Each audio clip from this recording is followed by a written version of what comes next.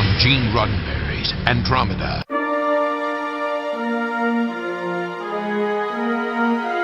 We're human beings with the blood of a million savage years on our hands. But we can stop it. We can admit that we're killers, but we're not going to kill today. That's all it takes. Knowing that we're not going to kill today. No, I won't kill you. Maybe you thought you were protecting yourself when you attacked the outpost. By sparing your helpless enemy, who surely would have destroyed you, you demonstrated the advanced trait of mercy, something we hardly expected. We feel that there may be hope for your kind. Therefore, you will not be destroyed. It would not be civilized. We wanted to see if you had the ability to expand your mind and your horizons. And for one brief moment, you did. For that one fraction of a second, you were open to options you had never considered. First speech censored, the first thought forbidden, the first freedom denied, chains us all irrevocably. The first time any man's freedom is trodden on, we're all damaged. We think we've come so far. Torture of heretics, burning of witches, all ancient history. Before you can blink an eye, suddenly it threatens to start all over again. Now, sooner or later, this man, or others like him, will succeed in replicating Commander data. It will reveal the kind of a people we are, what he is destined to be. It will reach far beyond this courtroom. Your Honor, Starfleet was founded to seek out new life. Well, there it sits. Are you prepared to condemn him and all who come after him to servitude and slavery? That may be the most important thing to understand about humans. It is the unknown that defines our existence. That is why I am here. Not to conquer you with weapons or with ideas, but to coexist. This isn't my time anymore. I've checked your historical records. And since my time, life has gotten a lot harder. But she, or someone like her, will always be with us, waiting for the right climate in which to flourish, spreading fear in the name of righteousness. Just a flyby. Just a flyby. Go on and land on it. Get a closer look.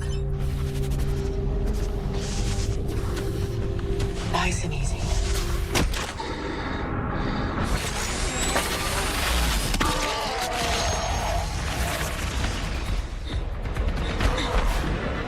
Civilization is in tatters. We have to be torch bearers, casting the light so we may see our path to lasting peace. Lord Nekma Yetu Renech Hulmaj Kuwetma Hota Devi Yo. Strong, prey on the weak. I taught you better than this. We don't start shooting on a hunch, and we don't take innocent lives, period.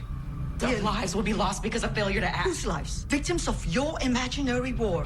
You want to know how I turned on you?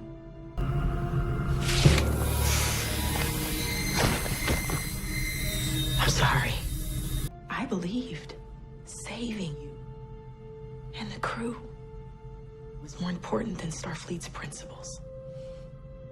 But she, or someone like her, will always be with us, waiting for the right climate in which to flourish, spreading fear in the name of righteousness. There's no justice, there's no unity, there's no law. They're gathering their dead.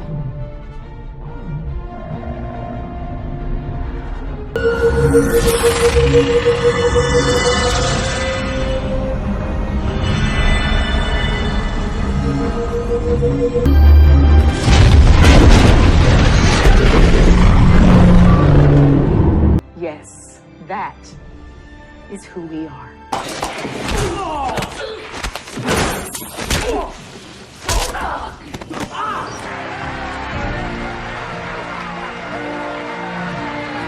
What about the Klingons? How's this different?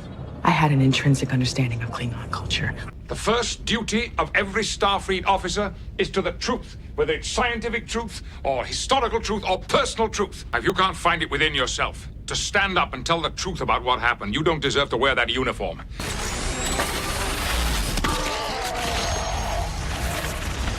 What about the Klingons? How's this different? I had an intrinsic understanding of Klingon culture. Villains who twirl their mustaches are easy to spot. Those who clothe themselves in good deeds are well camouflaged.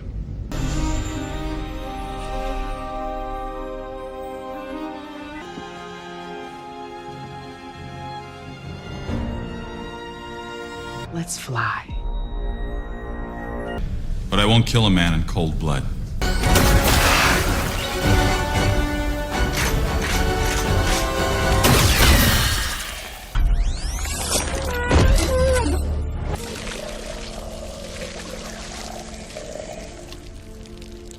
Rehydrate it and bring it back.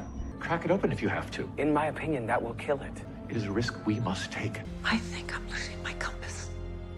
But right now, she's our prisoner.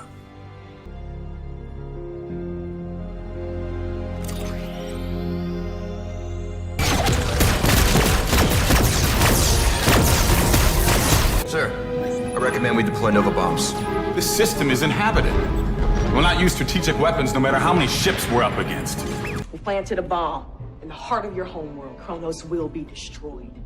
The Romulans lowered the outpost shields themselves. They were given the defense access code. Use the fate of Kronos to bend them to your will.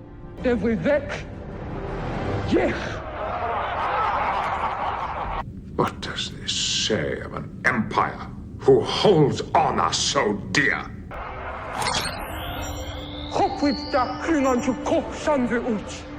You are the son of a traitor.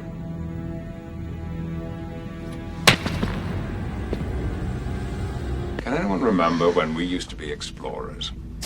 I've worked for a great many fools in the past few years. When I was a kid, I never liked Star Trek when I was a kid. Growing up, I always thought it was, honestly, I couldn't get into it. My friends loved it, and I would try, and I'd watch episodes, but it always felt too philosophical for me. You're thinking what I'm thinking, which is, how did that guy win with those nominees? The Klingon hair. And how come the Klingons don't have hair, and why did you redesign the Klingons? And, you know, in a time of war, the Klingons all shaved their body hair. The interesting thing to me was I stopped listening to you when you said you didn't like Star Trek. Perhaps it's time for something new.